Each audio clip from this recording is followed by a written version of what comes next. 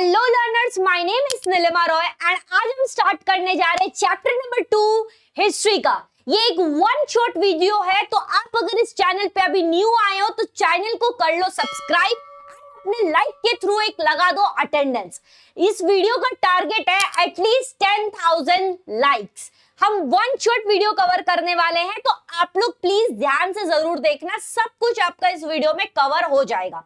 Okay, last chapter में जो हमने देखा था दैट इज चैप्टर नंबर 1, उसमें हमने देखा था कि वर्ल्ड के वेस्टर्न पार्ट में कैसे साइंटिफिक वे में हिस्ट्री को रिसर्च किया जाता है उसके बारे में हमने देखा था।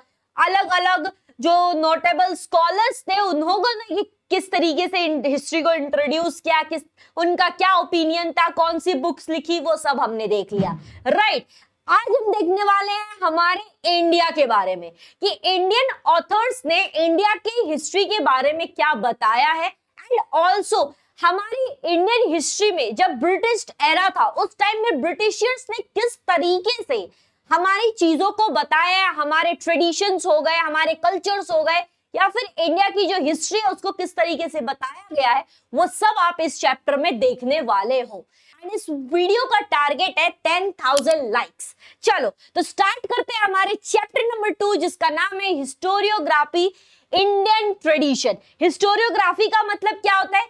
जब हम हिस्ट्री को लिखते हैं इन द क्रिटिकल वे, सब कुछ हम नहीं लिख सकते हिस्ट्री के बारे में, राइट? तो जो चीजें इंपॉर्टेंट इवेंट है, जो चीजें इंपॉर्टेंट ऑथर्स ने बताया है कि क्या क्या हुआ था, क्या क्या इंपॉर्टेंट सिंबल्स है, वो सब हम हिस्ट्री में लिखते हैं, राइट? तो यहाँ पे लिखा गया किसके बारे में? इंडियन ट्रेडिशन के बारे में है। ओके, सो यहाँ पे सबसे पहले आप दो टॉपिक देखने वाले हो इस पूरे चैप्टर में। दैट इज फर्स्ट टॉपिक है आपका tradition of Indian historiography. Second topic है आपका that is Indian historiography various ideologies framework. जैसे हमने लास्ट चैप्टर में देखा था कि नोटेबल स्कॉलर्स थे जिन्होंने अलग अलग चीजें बताई थी, वैसे ही आप इस चैप्टर में देखोगे कि इंडियन ऑथर्स अलग अलग थे जिन्होंने काफी सारी चीजें बताई है। तो सबसे पहले इंडियन ट्रेडिशन के बारे में देखते हैं, दूसरा हम देखने वाले हैं वेरियस आइडियोलॉजीज फ्रेमवर्क कि किसने अपने आइडिया को किस तरीके से फ्रेम किया है। सबसे पहले इंडियन ट्रेडिशन में हम देखते हैं कि इंडिया में 3 टाइम पीरियड्स थे, right? 3 time period, one were the ancient period, second were the medieval period and the third were the modern period. तो सबसे पहले हम स्टार्ट करते हैं हमारे एंशिएंट पीरियड से, ठीक है? एंशिएंट पीरियड से कि इस किस तरीके से एंशिएंट पीपल्स जो थे उन्होंने अपने बारे में आने वाले फ्यूचर्स के लिए बताया है, क्या क्या चीजें थी जो उन्होंने अपने आगे आने वाले नेक्स्ट जनरेशन के लिए छोड़ा था, एंड इस किस तरीके से बताने के लिए कि आगे नेक्स्ट जनरेशन समझे, वो सारी चीजों ने उन्होंने इंस्क्राइब करवाई थी, ठीक है? तो सबसे पहले हम देखते हैं एंशिएंट पीरियड के बारे में। एंशिएंट पीरियड में अगर आप देखने जाओगे तो ये एक सील है। किस टाइम की सील है ये? तो ये एक सील है हड़प्पन सिविलाइजेशन के टाइम की। तो यहाँ पे इस सील में आप देखोगे कुछ चीजें इंस्क्राइब कराई गई है। आपको क्या समझ में आ रहा है? जैसे मुझे समझ में आ रहा है कि यहाँ पे एक टाइगर है, यहाँ पे एक पेड़ है, बट एक्चुअली यही है क्या? एक्चुअल यही सील है क्या?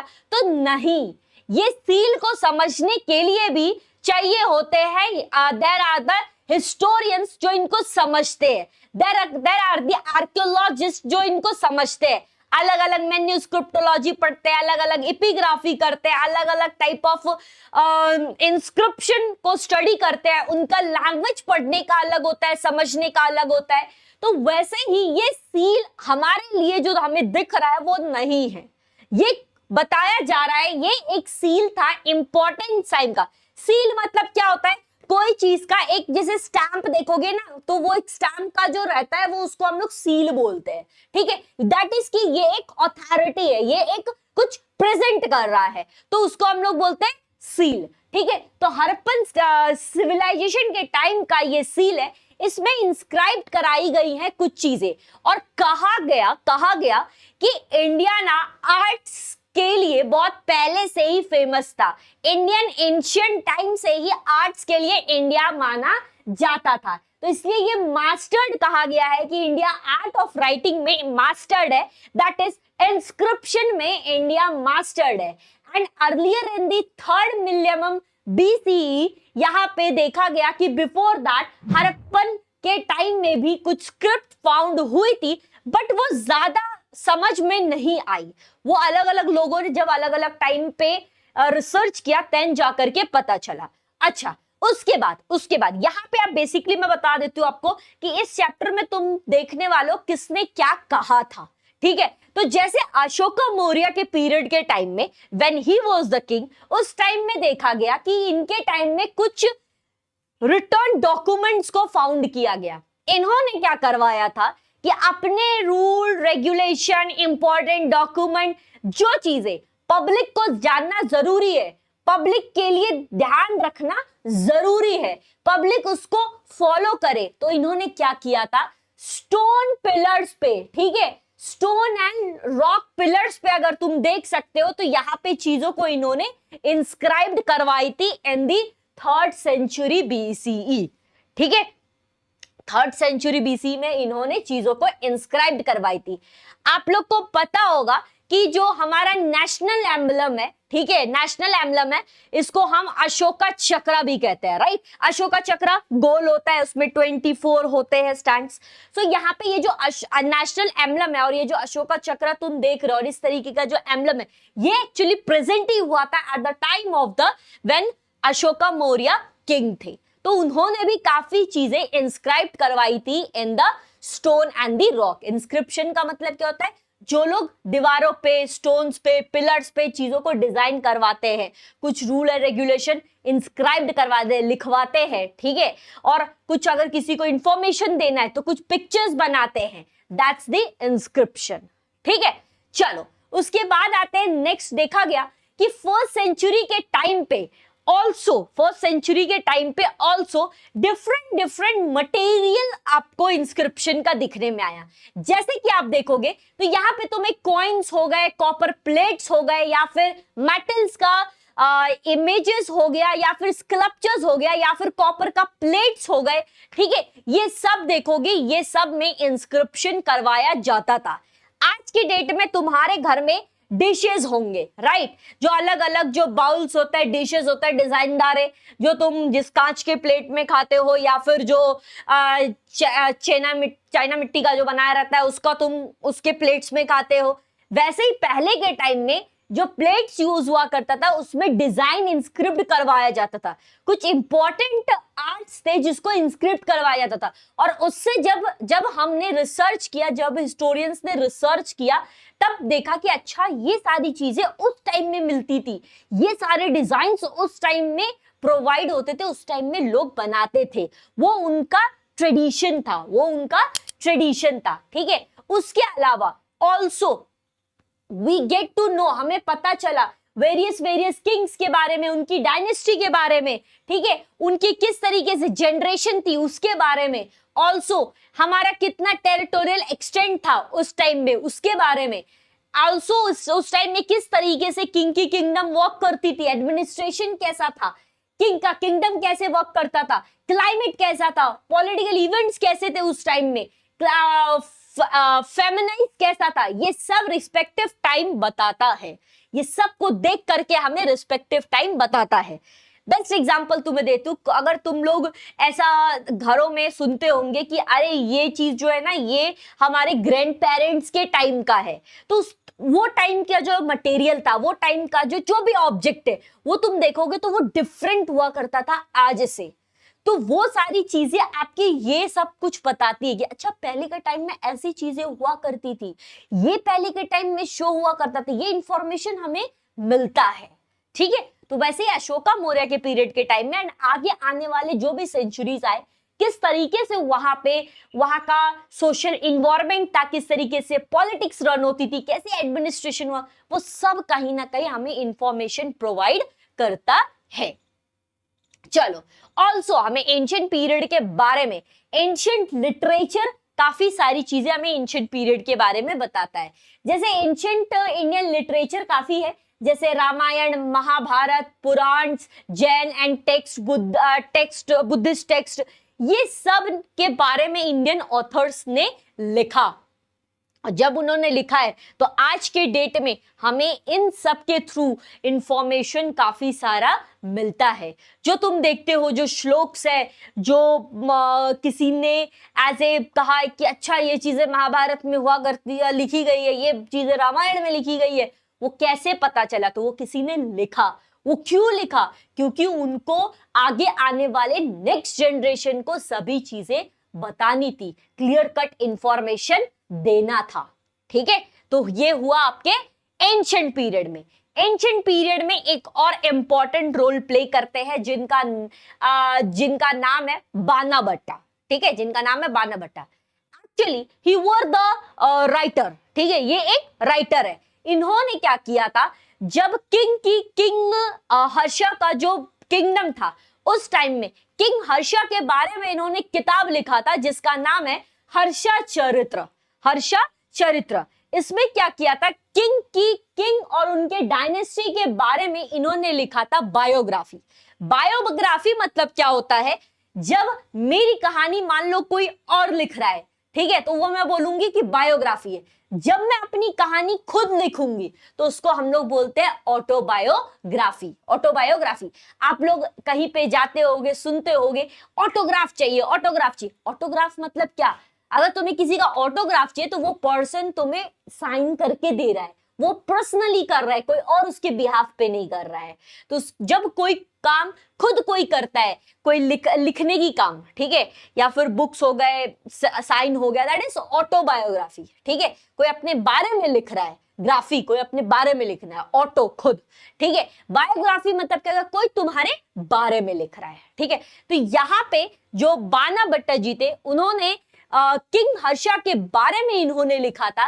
He written the Harsha Charitra book in the 7th century and इन्होंने हर्षा की बायोग्राफी इसमें लिखी है। इन्होंने बताया था कि उस टाइम में सोशली कैसे लोग रहते थे, क्या इकोनॉमिक कंडीशन थी, कैसा पॉलिटिक्स था उस टाइम का, क्या रिलीजियस था, कैसा कल्चर था, किस तरीके से किंगडम वॉक करते थे, का जो किंग का जो उस टाइम का टाइम था वो कैसा था, वो सब इन्होंने अपने हर्षा चरित्र किताब में लिखा है। ओके, अच्छा, एक तुम्हारे टेक्स्ट बुक में बहुत ही इंपॉर्टेंट पैराग्राफ है जिसका नाम है सोहाग्रोहा कॉपर प्लेट। ठीक है, सोहाग्रोहा कॉपर प्लेट एग्जाम में आने के चांसेस इसके होते हैं। ये कॉपर प्लेट एक्चुअली फाउंड हुआ है आपका गोरखपुर डिस्ट्रिक्ट इन दी उत्तर प्रदेश। ये एक कॉपर का बनाया गया प्लेट है जिसपे काफी सारी चीजें इंस्क्राइब्ड की गई है। ठीक है, इसमें जो स्क्रिप्ट है, इसमें ये जो चीजें लिखी गई है, हमें भाषा समझ में नहीं आएंगी, बट ये जो स्क्रिप्ट है, ये स्क्रिप्ट क्या है? ये स्क्रिप्ट है Brahmi script. There are the type of script. For example, जैसे हम हिंदी लिखते हैं, ठीक है, अ आ ई उ जो हम लिखते हैं, क ख ग घ, ये सब जो हम लिखते हैं, आ की मात्रा, उ की मात्रा, ये सब जो हम डालते हैं, ये सब देवनागरी स्क्रिप्ट में आता है। क्योंकि उससे तुम क्या कर सकते हो, वो देवनागरी स्क्रिप्ट से तुम हिंदी भी लिख सकते हो, उससे तुम मराठी भी लिख सकते हो। तो वो जो तुम देख रहे हो ना alphabets, that is a type of script. वो कौन सी स्क्रिप्ट है जो हम लोग लिखते हैं हिंदी में या फिर मराठी में? वो जो क ख ग घ जो है वो सब देवनागरी स्क्रिप्ट में आता है। तो वैसे ही ये जो लिखा गया है ये एक स्क्रिप्ट है जिसका नाम है ब्राह्मी स्क्रिप्ट, जिसका नाम है ब्राह्मी स्क्रिप्ट। यहाँ पे ये कहीं ना कहीं हमें जो समझ में आ रहा है वो ये आ रहा है कि यहाँ पे ट्री रेलिंग कर रहा है, ठीक है, माउंटेन्स तुम्हें दिखने में आ रहे हैं, ठीक है, यहाँ पे ट्रीज है, यहाँ पे माउंटेन्स दिखने में आ रहा है। तो ये सारी चीजें कही गई है कि जो कॉइन्स हुआ करती थी उसका ये पंच मार्क था। कॉइन्स में ये सारी चीजें इंडिकेटेड थी, कॉइन्स में सारी चीजें इंस्क्राइब्ड हुई थी, तो वो एक पंच मार्क था। ऑल्सो हमें कहीं ना कहीं जो सिंबल्स है वो ये बता रहा है कि ये स्ट्रक्चर्स के कहीं ना कहीं 4 पिलर्स है। ये देखो जैसे 4 पिलर्स है, ठीक है, ये बताया जा रहा है। ये एक इसमें अलग अलग टाइप के ग्रैंडरी यूज हुए हैं। ग्रैंडरी जो आपका क्या कहते हैं, मटेरियल्स जो होते हैं, ठीक है, मेटल्स वगैरह होते हैं या फिर जो स्टोन्स वगैरह होते हैं, उस टाइप की ग्रैंडरी इसमें यूज हुई है। ठीक है। तो ये है आपका सोहागृह कॉपर प्लेट। आपको इस एग्जाम में इस क्वेश्चन कैसा आएगा, मान लो तुम्हें शॉर्ट नोट पूछ लिया जाए सोहागृह कॉपर प्लेट पे या नहीं, तो इस तरीके से तुम्हें दे दिया रहे पैराग्राफ, पैसेज, और इस पैसेज को देख करके तुम्हें क्या करना है, कुछ 3 क्वेश्चंस रहेंगे, उसको देख करके क्वेश्चन आंसर लिखना है। ठीक है, चलो। सो माय डियर लर्नर्स, जो भी बच्चे अभी क्लास 10th में हमारे पास, आपके लिए न्यू बैच है क्लास 10 के लिए आरंभ 6.0। अगर आप एक 26-27 के एस्पिरेंट हो बोर्ड के, तो ये बैच आपके लिए ही है। यहाँ पे हम इस तरीके से करते हैं डाउट क्लियरिंग सेशन, जिसमें 1 to 1 बच्चों से हम बात करके चैप्टर वाइज, हर एक चैप्टर के बाद हम लोग डाउट क्लियरिंग सेशन रखते हैं। तो जूम पे प्रॉपर होता है, बच्चों से बातचीत करके जिसका जो भी प्रॉब्लम है सब सॉर्ट आउट किया जाता है। ये हमारे इस साल के रिजल्ट्स है, जिसमें बहुत ही सुपर्ब रिजल्ट बच्चों ने स्कोर किया है।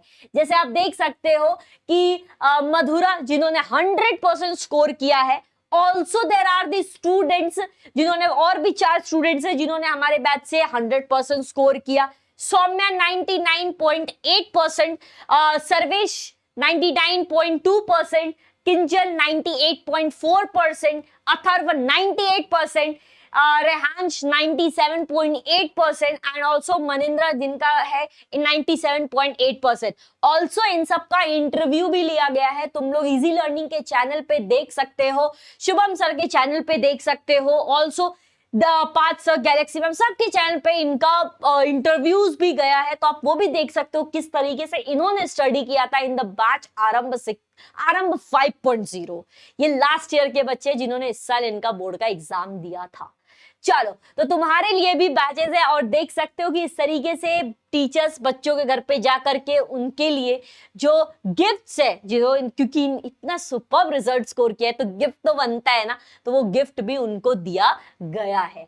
दीज आर द फैकल्टीज जो हम लोग मिल करके पढ़ाते हैं। Shubham sir science, me as a English medium को social science, Galaxy ma'am maths, Parth sir science, also Shailesh sir Sanskrit, Chandrashekhar sir English, Farheen ma'am social study Marathi medium, और जो सेमी इंग्लिश मीडियम बच्चे हैं उनके लिए, एंड मराठी सब्जेक्ट भी पढ़ाती है, हिंदी के लिए Komal ma'am, and then Yogesh sir maths के लिए। So there are the teachers जो बहुत बेहतरीन, बहुत खूब पढ़ाते हैं, आपके हर एक डाउट क्लियरिंग सेशंस लेते हैं। उसके बाद लाइव क्लासेस है ये बैच में, आपको क्या क्या मिलेगा, तो सबसे पहले लाइव क्लास मिलेगा, लाइव क्लास है ये, ठीक है। हर एक लाइव क्लास की आपको कंप्लीट सिलेबस पढ़ाई जाएगी, हर एक लाइव क्लास की आपको रिकॉर्डिंग भी मिलेगी, ठीक है। आप एक्सेस कर सकते हो मोबाइल, पीसी, टैबलेट, किसी पे भी। Recordings each and every sessions के रहेंगे, chapter wise doubt clearing session होते रहता है, एग्जाम से पहले रिविजन्स वगैरह सब होंगे, पर्सनल मेंटोरशिप भी मिलती है, एंड ऑल्सो प्रैक्टिस करने के लिए टेस्ट सीरीज भी मिलता है। उससे भी इंपॉर्टेंट अगर मैं बोलूं तो हर संडे को वीकली टेस्ट होता है, ये हमारा टेस्ट पेपर इस तरीके से होता है, और तुम्हें by the teacher paper check होकर के भी मिलता है। और क्या चाहिए आपको, पेपर्स वगैरह सब चेक होकर के मिल रहा है, टीचर्स आपको बता रहे प्रॉपर रिमार्क कि आपको क्या क्या चीजों का ध्यान रखना है। यहां पे सोचने की बात यह है कि आपके पेपर्स जो है, अक्सर होता क्या है, हम पेपर्स टेस्ट वगैरह देते नहीं है, जिसके कारण से एग्जाम जब देने जाते हैं तो वहां पे लिखने में गलतियां हो जाती है। तो यहाँ पे जब आप वीकली टेस्ट दोगे तो ये गलतियां आपका नहीं होगा। लाइव क्लासेस में डाउट आप लाइव क्लासेस में कर सकते हो, एआई दोस्त है आपके पास, एंड ऑल्सो 1 by 1 कॉल करके भी आप डाउट्स को क्लियर कर सकते हो टीचर के साथ, and also doubt clearing session भी होते हैं। So those who want to enroll in this batch and have a inquiry कि मुझे बैच ज्वाइन करनी है, they can call on this number, and ये एजुकेशन काउंसलर से बात कर सकते हैं।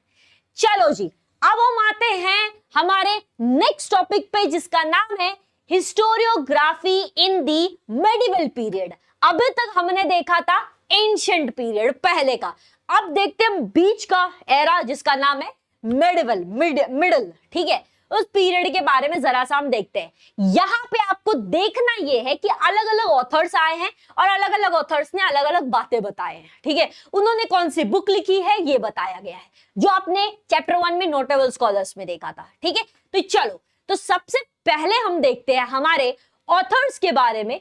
सबसे पहले जो हमारे हिस्टोरियन है जिनका नाम है, ही वाज द राइटर, जिनका नाम है कल्हना, ठीक है। तो कल्हाना जी ने बुक लिखा था जिसका नाम है रजता रंगिनी, ठीक है, रजता रंगिनी। इन्होंने बुक लिखा था इन दी 12th सेंचुरी। इस बुक में इन्होंने बताया था मेडिवल पीरियड में ये रह रहे थे, लेकिन इन्होंने बुक के बारे में बताया था जो मॉडर्न पीरियड में जो सिचुएशन आने वाली है, जो एरा आएगा, उसके बारे में इन्होंने इंट्रोड्यूस किया था। इन्होंने किसी के बारे में नहीं बताया था, एक्चुअली ये हिस्ट्री के बारे में बताए थे at the place of the जो प्लेस है, ठीक है, कश्मीर। कश्मीर के बारे में इन्होंने इंट्रोड्यूस किया था कि कश्मीर में कैसे वहां पे चीजों को इंस्क्रिप्ट करवाई गई है, किस तरीके से चीजों को लिखी गई है, क्या क्या कॉइन्स यूज हुआ करते हैं वहां पे, ऑल्सो वहां का एंशिएंट मॉन्यूमेंट्स कौन सा है, ठीक है, वहां की डायनेस्टी कैसी थी, या वहां पे डायनेस्टी का रिकॉर्ड्स कैसा है, कौन कौन से किंग्स वहां हुआ करते थे, ठीक है, ऑल्सो वहां का लोकल ट्रेडिशन कैसा है, ट्रेड कैसा है, इकोनॉमिक कैसी है, वो सब के बारे में इन्होंने बताया। तो इन्होंने जो एक्सपैंड किया है वो किया है कश्मीर के बारे में इन हिज बुक जिसका नाम है रजता रंगिनी, ठीक है, क्लियर। चलो अब हम आते हैं नेक्स्ट। इस तरीके से अगर तुम एग्जाम में लिखोगे, पढ़ोगे, ठीक है, पढ़ के जाओगे, इस तरीके से लिखोगे, तुम्हें मार्क्स मिलेगा।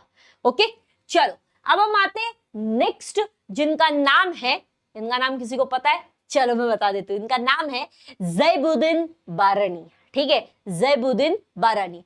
इन्होंने बहुत ही कमाल की बात की थी, इन्होंने काफी मजेदार बात की थी। इन्होंने भी बुक लिखी है जिसका नाम है तारिक-ए-फिजूर-शाही। क्या लिखा गया है इस बुक में, किसके बारे में इन्होंने बताया? तो एक्चुअली ये मेडिवल पीरियड के बारे में इन्होंने बताया था। मेडिवल पीरियड में कुछ देयर वर द किंग्स जो हमारी कंट्री में थे, ठीक है, देयर वर द किंग्स जो हमारी कंट्री में थे, मुगल एम्परर था, मुगल सल्तनत था, तो there were the kingdoms period उस टाइम में चल रहा था। इन्होंने बहुत अच्छी बात इन्होंने कही है। इन्होंने कहा कि मेडिवल पीरियड में there were the courts of Muslim ruler. जो कोर्ट था उस टाइम में, वो क्योंकि मुस्लिम रूलर थे उस टाइम में, इसलिए कोर्ट भी कौन सा था, तो मुस्लिम रूलर का कोर्ट था, ठीक है। इसमें जो मुस्लिम रूलर जो कोर्ट थे वो इन्फ्लुएंस किससे थे, तो वो थे अरबिक एंड पर्शियन से इन्फ्लुएंस थे, ठीक है, राइट। कोर्ट कौन सा था, क्योंकि मुस्लिम रूलर थे तो इसलिए कोर्ट कौन सा था, तो मुस्लिम कोर्ट था। मुस्लिम कोर्ट में वहां पे इन्फ्लुएंस किससे थे लोग, तो वो थे अरबिक एंड पर्शियन से इन्फ्लुएंस थे। इन्होंने कहा, ज़ैबुद्दीन बारानी ने काफी इंपॉर्टेंट चीजें बताई है इन्होंने अपनी किताब में जिसका नाम है तारिक-ए-फिजूर-शाही, ठीक है। इसमें इन्होंने बताया कि हिस्टोरियंस की ड्यूटी लिमिटेड बस इतने पे ही नहीं है कि किंग ने सिर्फ अच्छा क्या किया, ठीक है, किंग ने अच्छी रूल क्या लाई, या फिर किस तरीके से वो उनका इंपॉर्टेंट रूलिंग पावर है, या फिर इंपॉर्टेंट जो लोगों के लिए उनका क्या कहते हैं जो आदेश देना होता है वो उन्होंने दिया, ठीक है। जो अच्छी चीजें वो तो सब बताता है, एटलीस्ट वो भी चीजें बताओ जो किंग अपना रूल तो बना रहा है, लेकिन जो लोग उस टाइम में रह रहे हैं, जो सोसाइटी उस टाइम में है, जो समाज उस टाइम में, सोशल उस टाइम में क्या वो रूल लोग एक्सेप्ट करने के लिए तैयार थे, क्या वो खुश थे उस रूल से। तो ये इन्होंने बताया है कि इन्होंने बताया कि जो रिकॉर्डिंग ऑफ द रूलर वेलोर है, ठीक है, और जो पॉलिसीज है सिर्फ करेक्ट ही बताना जायज नहीं है, राइट। ऑल्सो यहां पे वो भी लिखना चाहिए जो रूल फॉल हो रही है या फिर इनकरेक्ट रूल पॉलिसीज है, ठीक है, गलत पॉलिसीज जो किंगडम के टाइम में बनाई गई है वो भी इन्होंने लिखा अपने बुक में, ठीक है। ये कहना था ज़ैबुद्दीन बारानी के द्वारा। फिर आते हैं नेक्स्ट जिनका नाम है, बहुत फेमस है ये, इनके काफी फैमिली ट्रीज में किंगडम बने हैं सब, ठीक है। ही वॉज द पर्सन जिन्होंने मुगल एम्परर को लाया, ठीक है। इनका नाम क्या है, इनका नाम है बाबर, ठीक है, इनका नाम है Babur. Babur was the founder of the Mughal emperor, ठीक है। इन्होंने ऑटोबायोग्राफी लिखा, बायोग्राफी नहीं, ऑटोबायोग्राफी, खुद के बारे में लिखा in the book that is Tuzuk आए बाबरी। ठीक है, तुजुक आए बाबरी, खुद का बुक लिखा इन्होंने, खुद के बारे में लिखा, खुद ही लिखा। ठीक है, तो इसमें इन्होंने कंटेन किया है अपने बारे में, और जितने बैटल्स इन्होंने फाउट किया था वो सब बैटल्स के बारे में इन्होंने बताया है कि कहां पे ये जीते हैं, कहां पे हारे हैं, किसके साथ कैसा इनका बैटल हुआ था, ये सब बैटल के बारे में इन्होंने बताया है। बाबर ऑल्सो फाउंडेड कि उस टाइम में जब वो अलग अलग रीजन्स या फिर अलग अलग सिटीज में जब वो जाते थे बैटल के लिए, तो वहां का फ्लोरा फौना, इकोनॉमिक एंड वहां के सोशल कस्टम्स वगैरह कैसे थे, वो सब इन्होंने अपने बुक में लिखा है, वो सब उन्होंने अपने बुक में लिखा है। ठीक है, सो यहां पे तुम देख रहे हो मेडिवल पीरियड में अलग अलग पर्सन अलग अलग चीजों के बारे में उन्होंने लिखा है, उनकी किताब में क्या लिखी गई है वही बातें की जा रही है, कुछ अलग नहीं है फर्स्ट चैप्टर से। फर्स्ट चैप्टर में नोटेबल स्कॉलर्स थे, वही नोटेबल स्कॉलर्स यहाँ पे जिनको हम इंडियन हिस्टोरियंस कह रहे हैं वो यहाँ पे है। ठीक है, तो डरने वाली कोई बात नहीं है।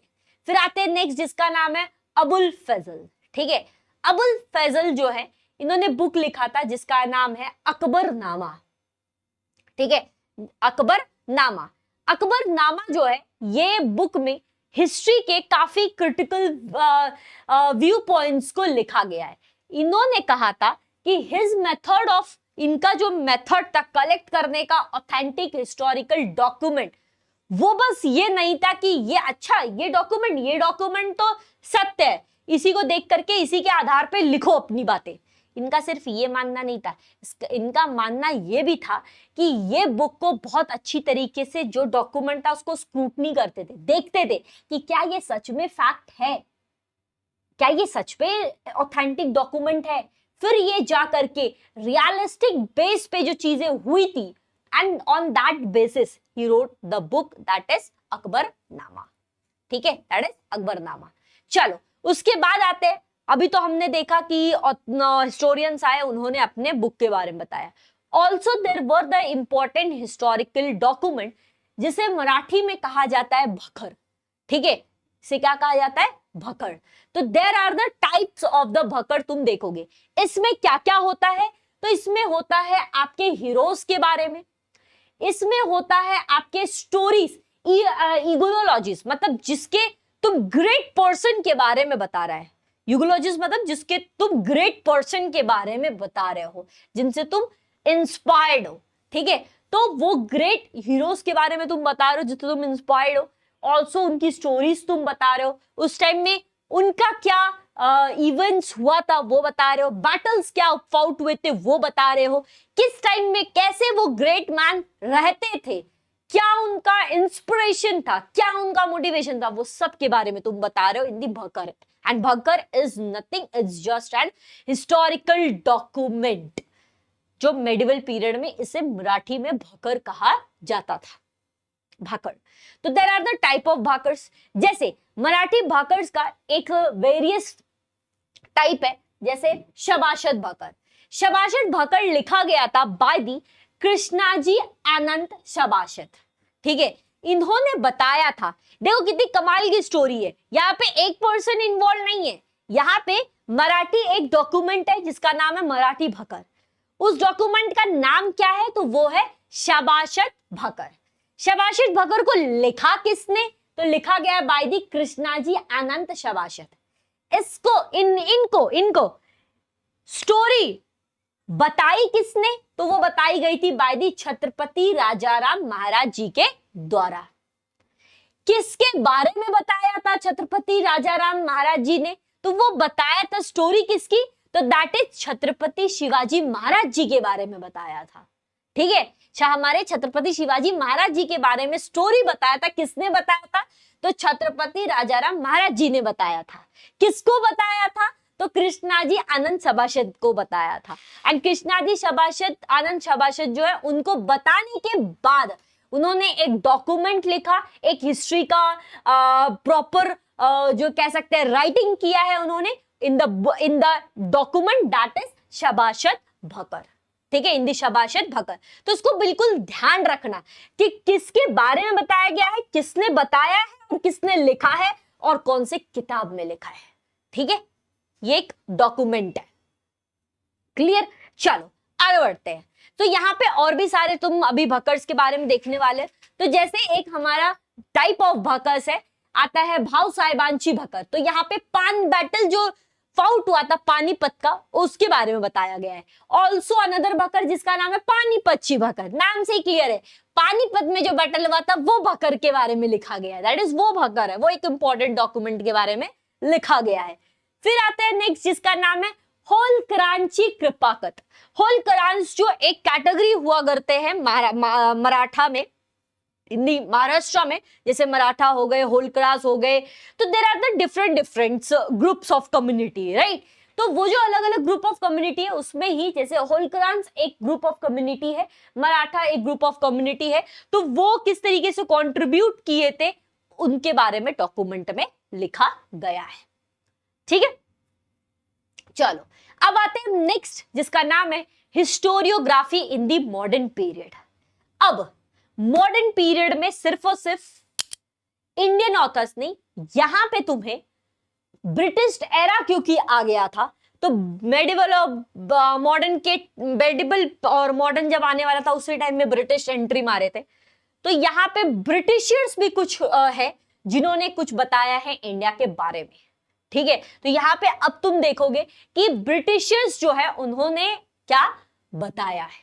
सो अगर तुम अभी तक ये वीडियो को देख रहे हो तो सबसे पहले अपने आप को करो शाबाश शाबाश शाबाश, क्योंकि तुम इतना ध्यान से वीडियो को देख रहे हो, पढ़ रहे हो, ठीक है।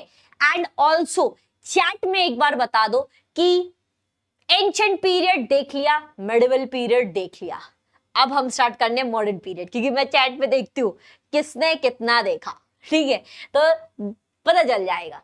चलो तो यहाँ पे सबसे पहले हम आते हैं हमारे नेक्स्ट, एंड प्लीज जिनको भी वीडियो पसंद आ रहा है वीडियो को लाइक करो, इससे हमें मोटिवेशन मिलता है कि आगे और वीडियोस फुल सिलेबस पढ़ाया जाए। जरा पूरा सोच के बैठोगे फुल वीडियोस आएगा फुल सिलेबस का, तो मोटिवेशन कैसे मिलेगा? जब तुम लाइक करोगे, वीडियो को शेयर करोगे, चैनल को सब्सक्राइब करोगे। चलो तो हम देखते हैं मॉडर्न पीरियड के बारे में। अच्छा, मॉडर्न पीरियड जैसे मैंने तुम्हें बताया कि ब्रिटिशर्स का टाइम आ गया था, ब्रिटिशर्स एरा आ गया था, तो यहाँ पे अब हम देखने वाले हैं जब ब्रिटिशर्स इंडिया में आए थे, ठीक है, 20th सेंचुरी के टाइम में, 1920 सेंचुरी के टाइम में, जब ब्रिटिशर्स इंडिया में आए तो क्योंकि उनको इंडिया के बारे में जानना था, ठीक है, उनको इंडिया के बारे में बहुत कुछ जानना था। अब वो जानेंगे कैसे? उनको ये तो पता है कि सोने की चिड़िया है इंडिया में बहुत कुछ है, ठीक है, तो वो कैसे इंडिया में रह सकते हैं, किस तरीके से इंडिया उनके लिए एडवांटेजेस है, ठीक है। ये जब ब्रिटिशर्स इंडिया में आए तो वो क्या करने लगे, क्योंकि उनको इतिहास के बारे में तो पता था कि क्या क्या हुआ था, तो वो ना आर्कोलॉजी करना शुरू कर दिए थे। क्या करना शुरू किए थे? आर्कोलॉजी करना शुरू किए थे, दैट इज जमीन के अंदर जा करके चीजों को, क्या क्या कहां पे एंशिएंट चीजें थी वो सब उन्होंने जमीन के अंदर से निकाला।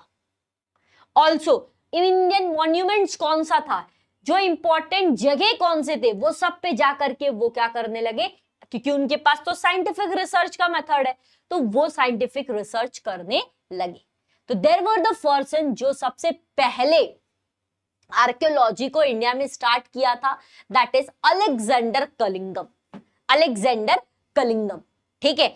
ऑल्सो इंडिया में अगर हम देखने के लिए जाएंगे तो जो सर्वे ऑफ इंडिया जो है वो स्टार्ट किया गया था फर्स्ट डायरेक्टर से, फर्स्ट आर्कियोलॉजिकल डायरेक्टर से, जिनका नाम है अलेक्जेंडर कलिंगम, ठीक है। उसके बाद इन्होंने काफी चीजें जो बुद्धिस्ट टेक्स्ट में जो थी उसको भी वो पढ़ते थे, काफी सारे स्कॉलर्स थे जो पढ़ते थे, उनको काफी कुछ पता चला था इंडिया के बारे में।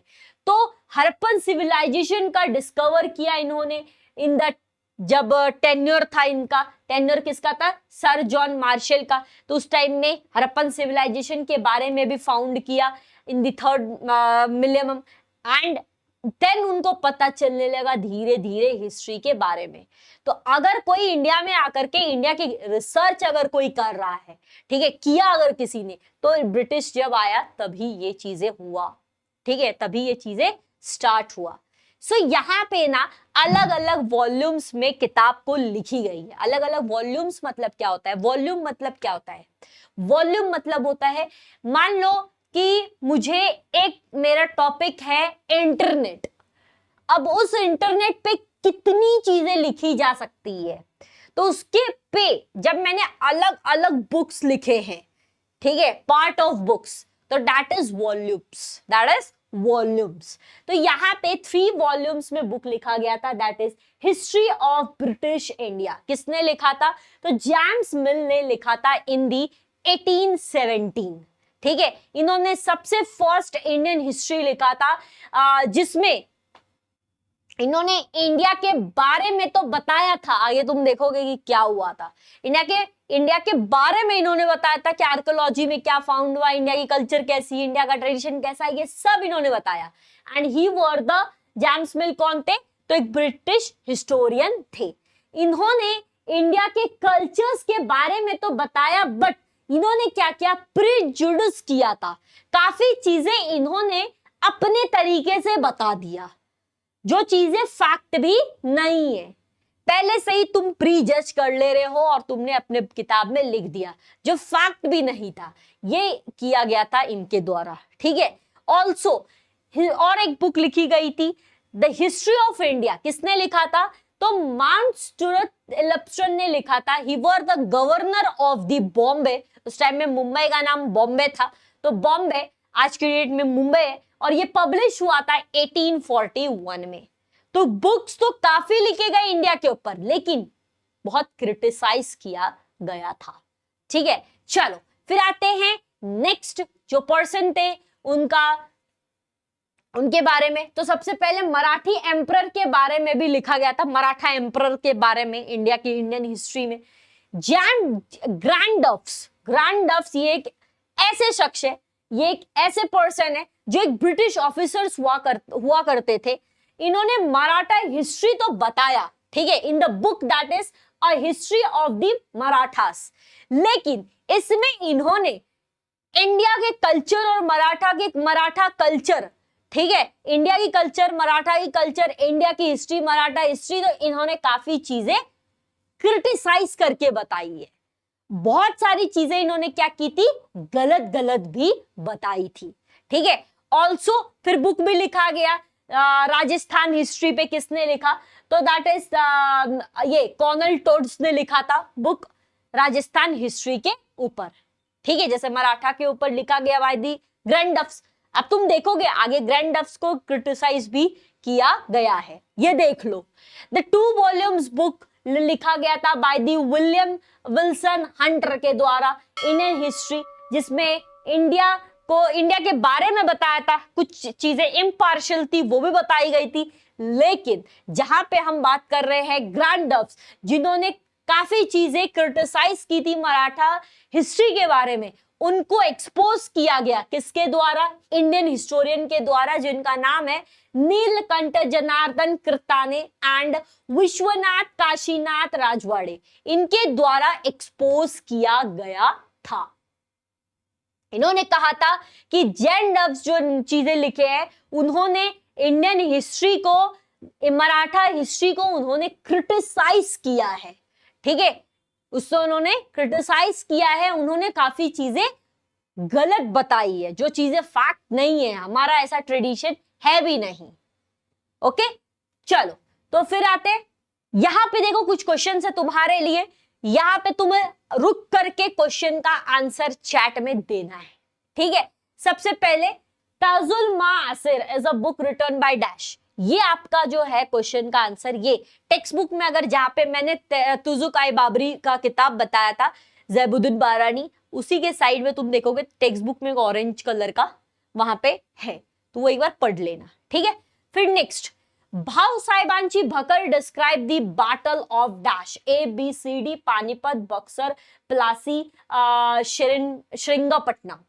नेक्स्ट आता है आपका थर्ड, जिसका नाम है The inscription found on the copper plate from the Mauryan period is in that script. कौन सी स्क्रिप्ट में ये है? ब्राह्मी, पाली, इंग्लिश, संस्कृत। उसके बाद यहां पे हम पढ़ने वाले हैं मोस्ट इंपॉर्टेंट 3 टॉपिक के बारे में। ठीक है, सबसे पहले हम देखते हैं कॉलोनियल हिस्टोरियोग्राफी, सेकंड है आपका ओरिएंटलिस्ट हिस्टोरियोग्राफी, थर्ड है आपका नेशनलिस्टिक हिस्टोरियोग्राफी। यहाँ पे 3 मेन हिस्टोरियोग्राफी के बारे में हम पढ़ने जा रहे हैं। इसको ध्यान से देखना क्योंकि यहां पे आपका शॉर्ट नोट एग्जाम में पूछा जाता है, कुछ ना कुछ इन तीनों से पूछ लिया जाएगा। ठीक है, चलो सबसे पहले हम देखते हैं that is colonial historiography. What is colonial? Colonial का मतलब क्या होता है? कॉलोनी, तुम लोग सुनते होगे ना, रेलवे कॉलोनी, एसबीआई कॉलोनी, ठीक है, बैंक कॉलोनी सुनते होगे, आर्मी कॉलोनी, डिफेंस कॉलोनी सुनते होगे। ये कॉलोनी क्या है? That is that group of person वो वहां पे रहते हैं। रेलवे कॉलोनी क्या है? ये railway colony, railway colony that is कि वहां पे जो लोग रेलवे के डिपार्टमेंट में है, चाहे कोई भी पोस्ट पे हो, वो रेलवे के डिपार्टमेंट, उनको गवर्नमेंट के थ्रू रेलवे का क्वार्टर मिला है, तो वो रेलवे के क्योंकि क्वार्टर में है तो उनको रेलवे कॉलोनी कहा गया। कोई ऐसा पर्सन जो बैंक जैसे एसबीआई का अगर कोई कॉलोनी में रह रहा है तो उसको हम लोग क्या बोलेंगे? SBI colony. दैट इज वहां पे एसबीआई के ही मेंबर वहां पे है, जो लोग एसबीआई में काम कर रहे हैं, किसी ना किसी जगह पे काम कर रहे हैं, वो एसबीआई की कॉलोनी में है। तो वैसे ही ब्रिटिश जब हमारे जगह पे आए थे, दैट इज जब ब्रिटिश इंडिया में आए थे तो ब्रिटिशर्स का अपना एक कॉलोनी बनने लगा।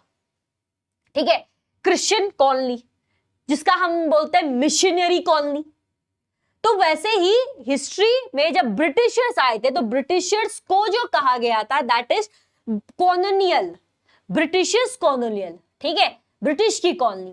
तो यहाँ पे अलग अलग जगह पे जैसे जो ऑफिसर्स थे उनके लिए अलग जगह था, जो हिस्टोरियंस थे उनके लिए अलग जगह था, जो प्रीस्ट थे उनके लिए अलग था, जो स्कूल्स में जो मिशनरीज थे उनके लिए अलग था। ठीक है, तो ये अलग अलग कॉलोनी ओपन हुआ हर एक जगह पे। ठीक है, तो वैसे ही इन दी अर्ली स्कॉलर्स जिन्होंने जो स्टडी किए थे इन the school of Christian missionary, that is Christian schools हो गए, उसमें चाहे इंडियन हिस्टोरियन हो या फिर ब्रिटिश ऑफिसर्स हो, जो भी पढ़ते थे यहाँ पे उसको एज ए कॉलोनियल ही कहा जाता था। ठीक है, यहाँ पे देखा गया कि जो इंडियन हिस्टोरियंस थे वो जब यहाँ पे पढ़ते थे ना, ठीक है, तो वो देखते थे कि इंडिया को काफी ज्यादा क्या किया जाता था, रेडिक्यूलस कल्चर बताया जाता था, मतलब इंडिया के कल्चर को बेकार बताया जाता था। उनका काम ये था कि इंडिया में किस तरीके से इंडिया की जो स्ट्रेंथ है कि डिफरेंट कम्युनिटी एक साथ रह रही है, उस कम्युनिटी को कैसे बिखारा जाए, उस कम्युनिटी को कैसे पार्ट में किया जाए। पहले हमारे देश में कुछ ऐसा नहीं था कि ये XYZ कम्युनिटी, सारी कम्युनिटी एक थी, बट बाद में जब ब्रिटिशर्स आए उस टाइम से ही शुरू हुआ। तो इन्होंने बताया कि अलग अलग कम्युनिटी में अलग अलग कल्चर है, तो क्यों ना इसको ब्रेक डाउन किया जाए। तो ये बहुत ही ऐसी बेकार चीजें इन्होंने इंट्रोड्यूस करवाई थी।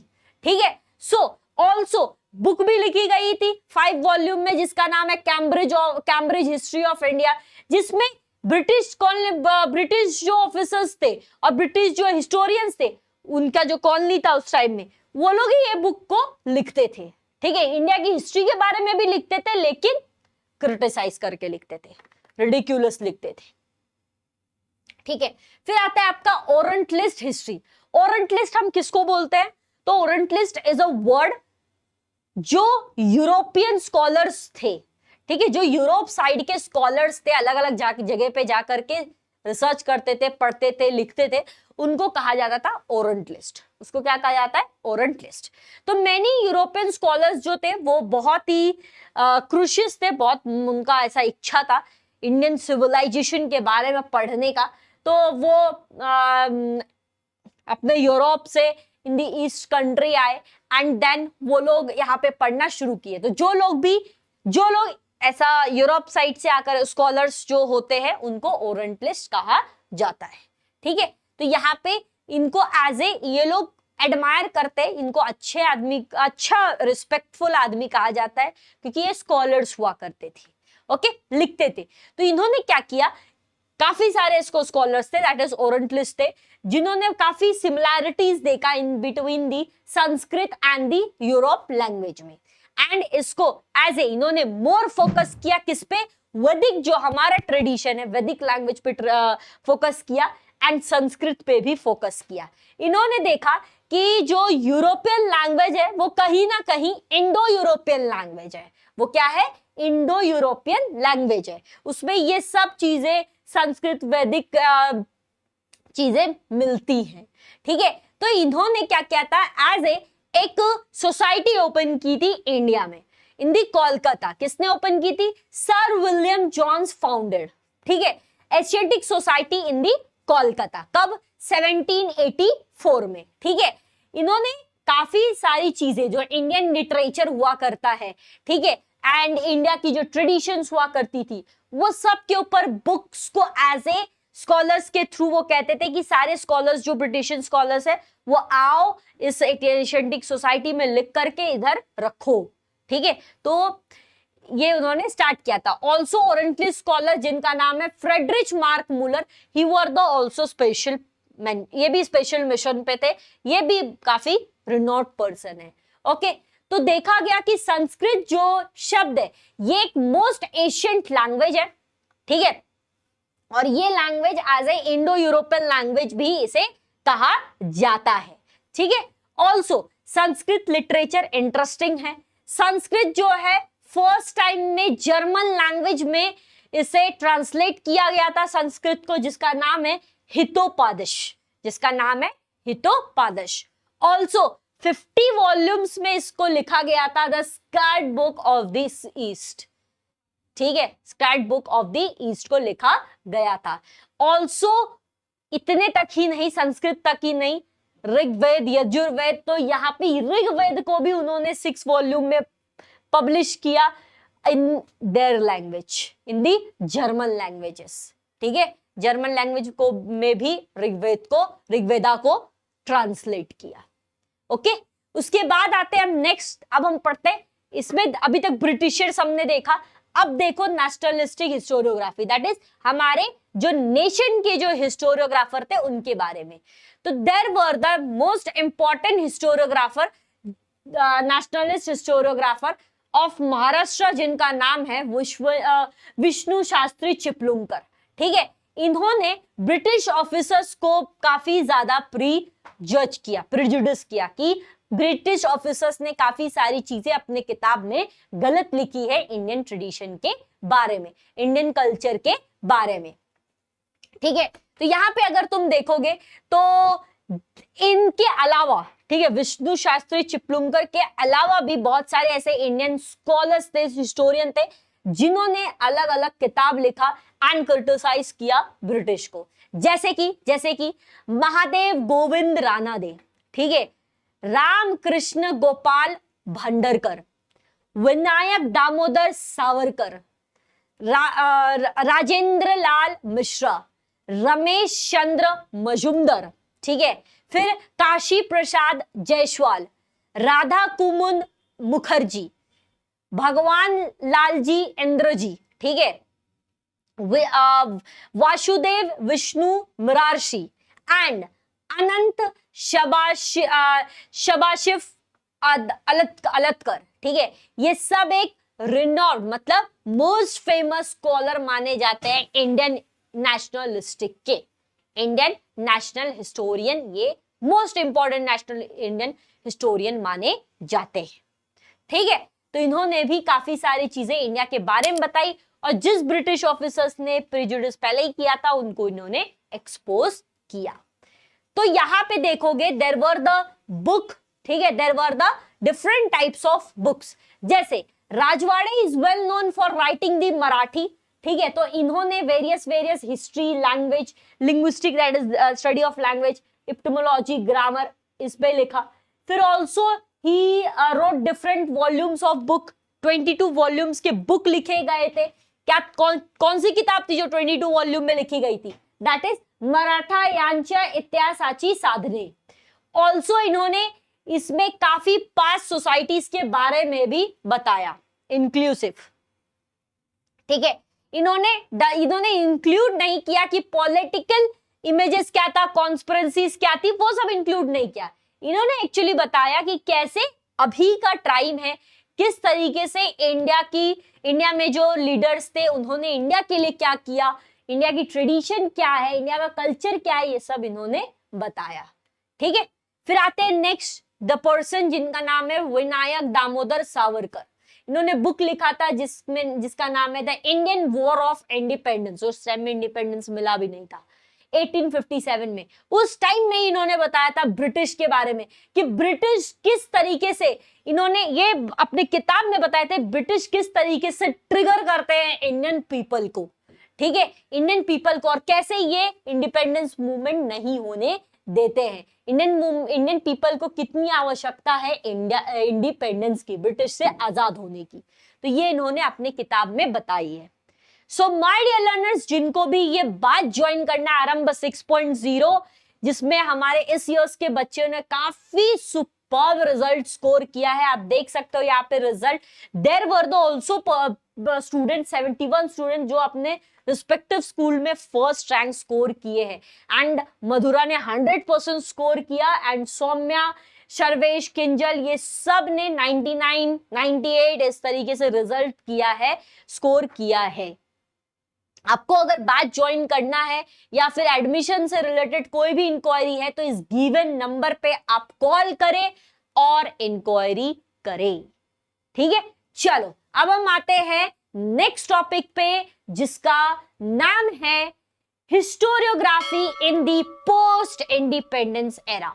इंडिपेंडेंस एरा, जब आजादी मिली थी उसके पहले का जो पीरियड था वो कैसा था, क्या चीजें थी, कैसी कम्युनिटी थी, ठीक है, किस तरीके से डेवलपमेंट हुआ, वो सब हम देखने वाले हैं इस टॉपिक में।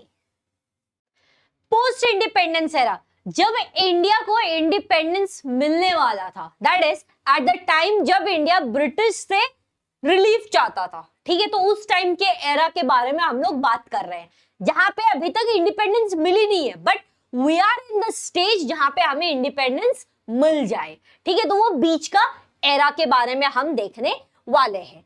तो सबसे पहले आप अगर देखोगे यहाँ पे डिफरेंट ऑथर्स, डिफरेंट कम्युनिटी, अलग अलग टाइप के जो आप देख सकते हो कि यहाँ पे इकोनॉमिक्स थी उस टाइम की। ठीक है, डिफरेंट जो इकोनॉमिक्स थी, इकोनॉमिक सिस्टम थे, पॉलिटिकल की आइडियोलॉजीज थी, कल्चर के एस्पेक्ट्स थे, ये सब अपने आ जाते हैं। ये सब स्कॉलर्स ने लिखा था इन दी पोस्ट इंडिपेंडेंस एरा के पीरियड के बारे में कि उस टाइम में किस तरीके का सिचुएशन बेसिकली था।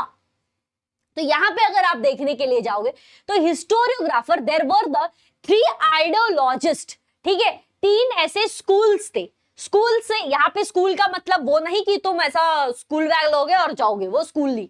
स्कूल का मतलब कि 3 बेसिकली ऐसे सेट्स थे जिन पे बेस था अपना इंडिपेंडेंस एरा। तो पहला था आपका 3, जिसका नाम है first one is the marksheet history. जो तुमने फर्स्ट चैप्टर में देखा होगा कार्ल मार्क्स की हिस्ट्री, तो वो कार्ल मार्क्स की थ्योरी यहाँ पे आई। दूसरी आई आपकी दैट इज दी सबिल्टन हिस्ट्री। तीसरी आई आपकी that is the feminist history. तो सबसे पहले हम देखते हैं हमारे कार्ल मार्क्स की history, that is the marksheet history. Marksheet history लिखा किसके द्वारा था, किसकी कहानी है इसमें, तो कार्ल मार्क्स की कहानी है। कार्ल मार्क्स ने बुक कौन सी लिखी थी, जरा कमेंट बॉक्स में बता दो, फटाफट बताओ कौन सी थी। टास्क कैपिटल ना, फटाफट लिख दो। चलो, तो यहाँ पे अगर देखोगे कार्ल मार्क्स ने कुछ चीजें बताई थी। इन्होंने 2 चीजें बेसिकली तो बताई थी। एक सबसे पहले बताया था कि इंडिया में जो रिलेशन है एक दूसरे के साथ वो कैसा है, मीन्स ऑफ प्रोडक्शन पे डिपेंडेंट है, राइट। इंडस्ट्री हो गया कि कुछ भी हो गया, वो सब रिलेशन किस पे डिपेंड है, दैट इज इंडिया के रिलेशंस जो है वो मीन्स ऑफ प्रोडक्शन पे डिपेंड होते हैं।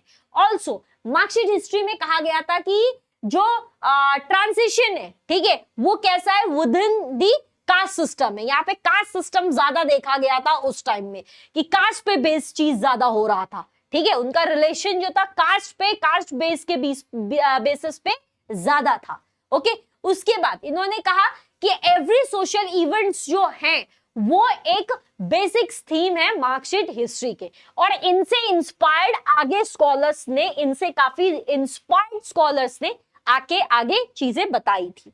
तो मार्कशीट का कहना था कि यहाँ पे मींस ऑफ प्रोडक्शन पे रिलेशन डिपेंड है। मतलब मान लो कि कोई एक किसी का लैंड है, लैंड किसी और का, मान लो फार्मर का लैंड है, फार्मर का लैंड किसने ले लिया, तो किंग ने ले लिया। अब किंग क्या करेगा, उस पे रेवेन्यू चार्ज करेगा कि ये लैंड मेरा हो गया, तुम इस पे खेती करो, तुम इस पे जो पैसा आएगा वो 20% तुम रखो, 80% मैं रखता हूं। तो वो रेवेन्यू ज्यादा वो रख रहे थे। तो यहाँ पे लैंड किसी और का और उस पे रूलिंग पावर किसी और का। तो इस तरीके से मीन्स ऑफ प्रोडक्शन पे रिलेशंस डिपेंडेंट थी। ठीक है, चलो, तो मार्कशीट से काफी इंस्पायर्ड स्कॉलर्स थे, जैसे कि दामोदर कोसाम्बी। ही वर द पर्सन जो मार्कशीट हिस्ट्री से ये बहुत ज्यादा इंस्पायर्ड थे। ये इन्होंने कहा था कि कार्ल मार्क्स जी ने जो कहा वो सही कहा। ऑल्सो इनके अलावा भी बहुत सारे स्कॉलर्स थे, जैसे कॉमरेड शरद पाटिल, फिर थे रामशरण शर्मा, फिर थे आपके दैट इज कॉमरेड श्रीपद अमृत दंगे। ये सब ने कंट्रीब्यूट किया था टू दी मार्कशीट हिस्ट्री, क्योंकि उस टाइम में ब्रिटिश क्या कर रहे थे कि ब्रिटिश भी तो यही कर रहे थे ना कि लैंड किसी और का वो अपने हाथ में ले लिए, फार्मर्स का लैंड, और उस पर रेवेन्यू चार्ज कर रहे हैं, राइट। तो इसलिए ये लोग फॉलो किसको कर रहे थे, मार्कशीट हिस्ट्री को फॉलो कर रहे थे। तो कॉमरेड दंगे जो है, इन्होंने बुक भी लिखी थी, that is you are the founder of the member of Indian Communist Party. ठीक है, इन्होंने बुक लिखी थी, that is India from primitive communism to slavery. Okay, so book जो थी वो रिप्रेजेंट किसको कर रही थी, तो मार्कशीट हिस्ट्री को रिप्रेजेंट कर रही थी। फिर आता है आपका subaltern history. What is subaltern history? Actually there were the Italian historian जिनका नाम है एंटोनियो ग्राम्सी। ठीक है, इन्होंने काफी इंपॉर्टेंट रोल प्ले किया इन द सबल्टन हिस्ट्री। इन्होंने बताया था कि इंडिया में किस तरीके से सोसाइटी बेस्ड है कास्ट पे। ठीक है, तो यहाँ पे इन्होंने बताया था सबल्टन हिस्ट्री के बारे में। सबल्टन इज अ वर्ड जिसको हम लोग कहते हैं बॉटम मोस्ट रैंक। ठीक है, तो bottom most rank group of जो पीपल्स थे उनके बारे में इन्होंने बताया कि कैसे एक जो अपर क्लास है, एक जो उससे नीचे क्लास है, एक जो उससे बिलो क्लास है, किस तरीके से सोसाइटी यहाँ पे डिवाइडेड है, ये इन्होंने इंट्रोड्यूस किया था। तो यहाँ पे फोकलोर्स जो थे, दैट इज सबल्टन के कुछ इंपॉर्टेंट हिस्टोरीज के बारे में भी लिखी गई है अलग अलग बुक में। तो इनको देख करके, इनको जान करके, there were the different person जो इन्होंने भी सबल्टन के ऊपर चीजें लिखी थी। तो जैसे रंजीत बुआ, he were the Indian historian, ये इन्होंने काफी रोल प्ले किया है, major role in the subaltern history. इन्होंने बताया किस तरीके से इंडियन हिस्ट्री में, in the school of the historiography में किस तरीके से सबल्टन हिस्ट्री को प्रेजेंट किया गया है, और कैसे इंडिया डिफरेंट कास्ट में डिवाइडेड है। ठीक है, सो इनके अलावा और भी पर्सन्स थे, मोस्ट फेमस पर्सन्स जो हम लोग जानते हैं, that is Mahatma Jyotibai Phule and the doctor Baba Saheb Ambedkar. These were the two person जिन्होंने कास्टिज्म को हटाया है। कास्ट के बेस पे आप किसी को जज नहीं कर सकते हो। डिफरेंट रूल्स, डिफरेंट लॉज इन लोगों ने लाया। ठीक है, so there were the subaltern ideologies जिनको एक्सप्रेस किया गया था बाय दिस टू पर्सन। ठीक है, जैसे महात्मा ज्योतिबाई फुले ने बुक लिखी थी, दैट इज शुद्रा अति शुद्रा। ठीक है, शुद्रा अति शुद्रा के ऊपर बुक लिखा था, जो बुक का नाम है गुलामगिरी। जो बुक का नाम है गुलामगिरी, इसमें किसके बारे में लिखा गया था, दैट इज दी शुद्रा अति शुद्रा के बारे में लिखा गया था कि कौन है ये Shudra and Who were the अति शूद्रस, उसके बारे में लिखा गया है इस किताब पे। ठीक है। उसके अलावा भी उसके कैसे इसको इन सबको मॉलेस्ट किया जाता था, ठीक है, किस तरीके से इनके साथ गलत चीजें हुई है, किस तरीके क्या क्या इम्पैक्ट लाया गया था, ये सब इन्होंने बताया अपने किताब में, ठीक है। फिर है नेक्स्ट दैट इज दलित के ऊपर, दलित कास्ट के ऊपर भी लिखा गया था कि किस तरीके से दलित कास्ट को डिस्क्रिमिनेट किया जाता है, ठीक है। उसके बाद अगर आप देखोगे next doctor Baba Saheb Ambedkar, doctor Baba Saheb Ambedkar ji ने लिखा था बुक, इन्होंने डिफरेंट डिफरेंट बुक लिखा, that is who were the Shudras, कौन है ये शूद्रास, और who were the end the untouchable people, ये क्या होता है हु वर द शूद्रास और कौन है ये अनटचेबल पीपल्स, इन ये किताब इसमें सभी चीजें इन्होंने इंट्रोड्यूस किया for the bottom most rank, ठीक है।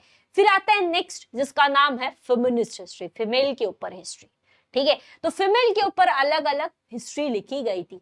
पहले के टाइम में फीमेल को काफी सारा क्रिटिसाइज किया जाता था, घरों से बाहर नहीं निकला जाता था, घर में भी रह करके मॉलेस्टेशन होता था, काफी चीजें हुआ करती थी, तो इसलिए फीमेल के ऊपर भी एक्शंस लिया, फीमेल के ऊपर सवाल जवाब उठाया गया कि कैसे एक बिलो कास्ट पीपल के ऊपर या फिर कोई भी कास्ट ऑफ पीपल के ऊपर जो वुमेन है उनको किस तरीके का एक्सप्लॉयटेशन उनके साथ हो रहा है, ये बताया गया। तो as a result the role and the achievement of the women's को निग्लेक्ट किया जाता था कि वुमेन का कोई गोल ही नहीं है, वुमेन का कोई रोल नहीं है, वुमेन का एज ए उनका इंपॉर्टेंस नहीं है, उसको किस तरीके से निग्लेक्ट किया जा रहा है।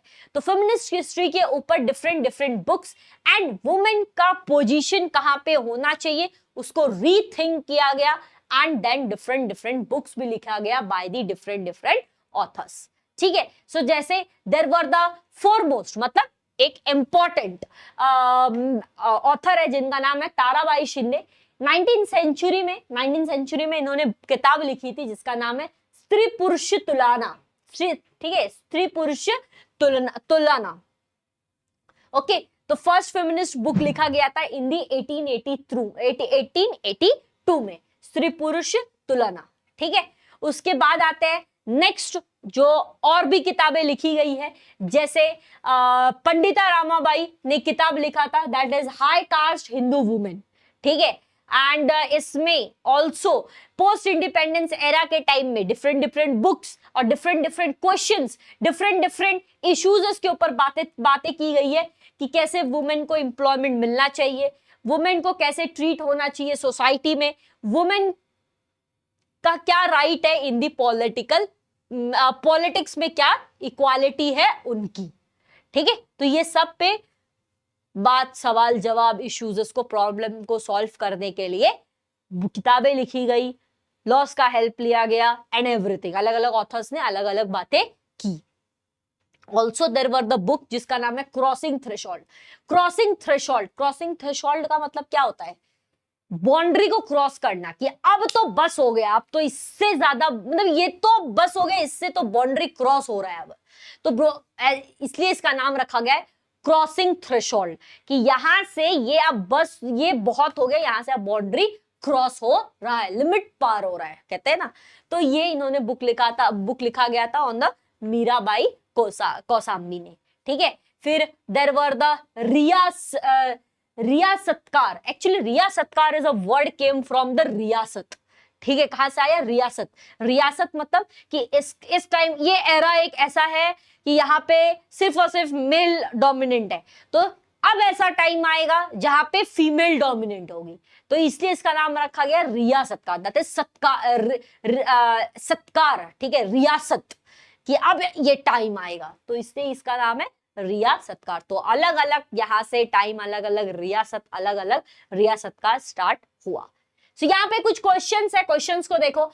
The first dash was the co-founder of the Indian Communist Party, ABCD answer comment में दे दो। B second question, the rise of the Maratha power was returned by dash, ABCD किसने लिखा था। तो यहाँ पे आपका चैप्टर होता है समाप्त, and those who want to join Aarambh 6.0 वो हमारे बैच में ज्वाइन कर सकते हैं, आपको इजी लर्निंग के काउंसलर का नंबर मिल जाएगा। ये आप देख सकते हो कि किस तरीके से इस ईयर बच्चों ने हमारे जो प्रीवियस बैच में थे उन्होंने सुपर्ब नंबर स्कोर किया है। सो इस नंबर पे कॉल करके आप इंक्वायरी करो।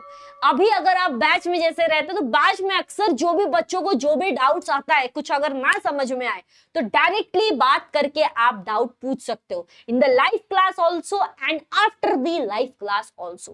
Thank you so much for watching this video. अगर आपको ये चैप्टर पढ़ने में मजा आया तो लिख दो मजा आया, और जो जो पूछा गया था सवाल सबका आंसर दे दिया करो। एंड मिलते हैं नेक्स्ट चैप्टर में। तुम कमेंट में भी ऐसा बता सकते हो कि नेक्स्ट चैप्टर कौन सा चाहिए। ठीक है, thank you so much for watching this. अपने ये वीडियो को शेयर करो दोस्तों के साथ भी, एंड चैनल को कर लो सब्सक्राइब, वीडियो को कर लो लाइक। लाइक का टारगेट कितना है? 10,000। Thank you so much.